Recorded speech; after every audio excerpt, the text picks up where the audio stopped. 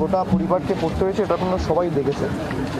এবং আমার সোনালির সাথে ফিরে আসার দেখা করার কথা ছিল, যেহেতু একটা শারীরিক সমস্যা ছিল, সেই জন্য আমি বলেছিলাম যে দরকার হলে আমি যাবো, তুমি কষ্ট করে ট্রেনে বা বাসে এসো না।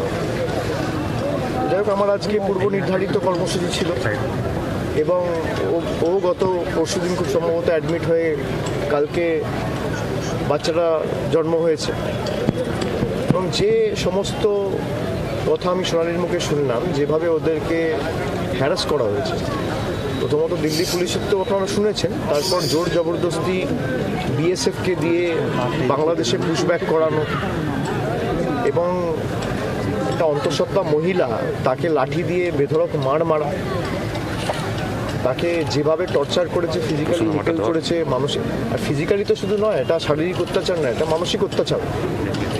রাতের পর রাত বনে জঙ্গলে কাটাতে হয়েছে, এই অবস্থায় নদী পেরিয়েছে, জঙ্গলে থেকেছে, সবই আমাকে খুলে বলল।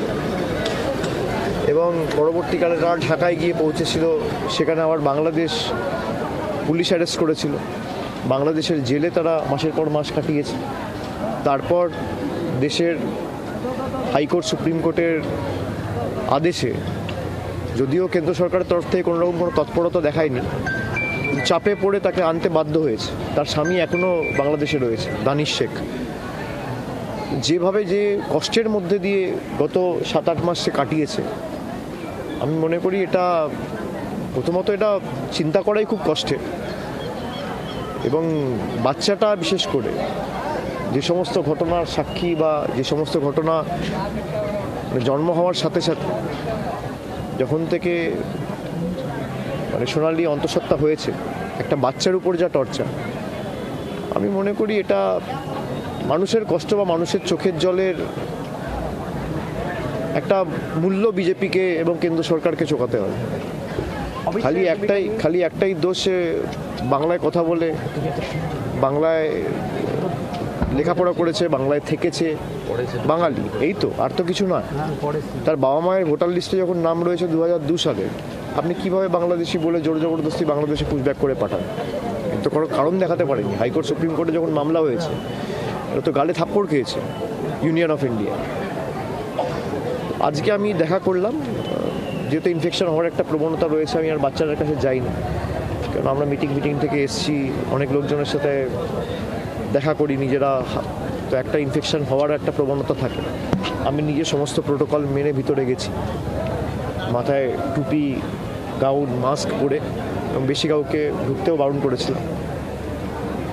সোনালি এবং ওর মা আমাকে অনুরোধ করেছে যে বাচ্চাটার নাম রাখার জন্য। আমি প্রথমে ওদেরকেই অনুরোধ করলাম যে আপনারা যে প্রতিকূলতা সমস্যার মধ্যে দিয়ে গেছেন, আপনাদেরই উচিত বাচ্চাটার নাম রাখা।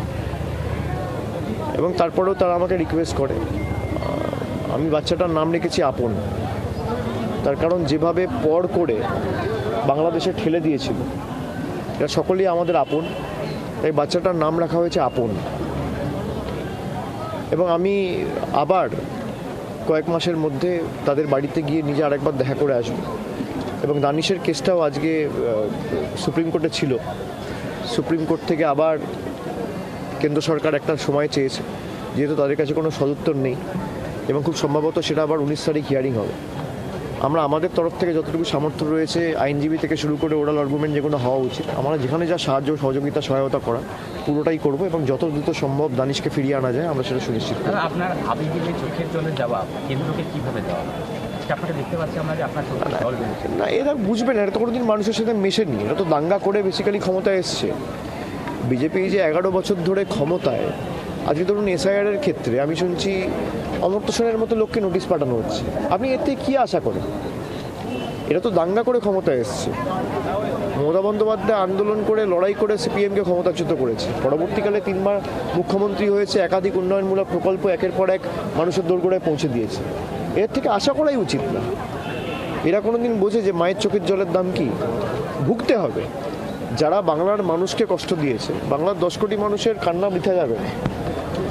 আজকে যারা ক্ষমতার দম্ভে কার্যত অন্ধ হয়ে গেছে, ক্ষমতার মোহে অন্ধ হয়ে গেছে, তাদেরকে উচিত শিক্ষা বাংলার 10 কোটি মানুষকে।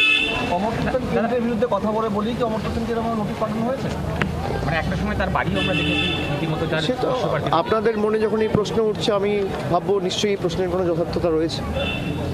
সাংবাদিক হিসেবে যখন এই প্রশ্নগুলো আপনার মনে উঠছে এবং একশোটা লোকের মনে উঠতে পারে, একটা বিষয় অন্য প্রশ্ন। আমাকে দাঁড় করাবেন হাসপাতাল চত্বর, তো গাড়ি ঘোড়া যেতে অসুবিধা হচ্ছে। শুভেন্দু অধিকারী বারবার বীরভূম আসছে, বীরভূম নিয়ে কি বলবেন? আমি গণতান্ত্রিক দেশ, যে যেখানে ইচ্ছা যেতে পারে, তাতে অসুবিধা কী আছে?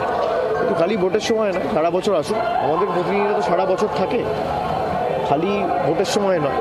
আর এসআইআরের সময় যেভাবে মানুষকে হয়রানির শিকার হতে হয়েছে, মানুষ দেখেছে বিজেপি কোথাও মানুষের পাশে দাঁড়ায়নি, মানুষের কাছে সাহায্যের হাত বাড়ায়নি।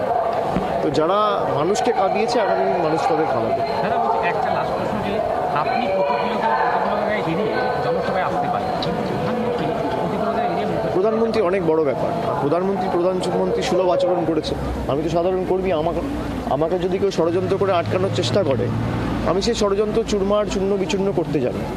আমি সেই ষড়যন্ত্রের বেড়াজাল বা চক্রব্যূহ ভেঙে চূর্ণ বিচূর্ণ করে কোথায় কি করতে আমি জানি। আমার আজকে আসার কথা ছিল 1টার সময়, কলকাতা থেকে 11:30টার সময় রওনা দেওয়ার কথা ছিল। আমি অপেক্ষা করি 12টা অবধি, তারপরে আমি বুঝে গেছি, যখন দেখলাম যে এদের চাল ঠিক না, তখনই আমি বুঝে গেছি। তখন আমি ঝাড়খণ্ডের মুখ্যমন্ত্রী দপ্তরে যোগাযোগ করে তাদের সাথে কথা বলে আমি ধন্যবাদ দিই। তারা ইমিডিয়েটলি তাদের হেলিকপ্টারটা ওখান থেকে ডিলিং করে পাঠিয়ে আমাদের সঙ্গে সঙ্গে কলকাতায় পাঠিয়েছে, যাতে আমি আসতে পারি। আমার আসতে হয়তো একটু কাল বিলম্ব হয়েছে, অনেক মানুষ মাঠে ছিল। আমি যখন হেলিপ্যাড থেকে সভামঞ্চের দিকে যাচ্ছিলাম, দুধারে যেভাবে সাধারণ মানুষের সমাগম, আমি কৃতজ্ঞ মানুষের কাছে। আর যারা রাস্তায় ঘন্টার পর ঘন্টা দাঁড়িয়ে আছে, তারা শুধুমাত্র এক ঝলক দেখা বা কথা শোনার জন্য আসে না। বাংলার আওয়াজ, বাঙালির আবেগ, জি 24 ঘন্টা।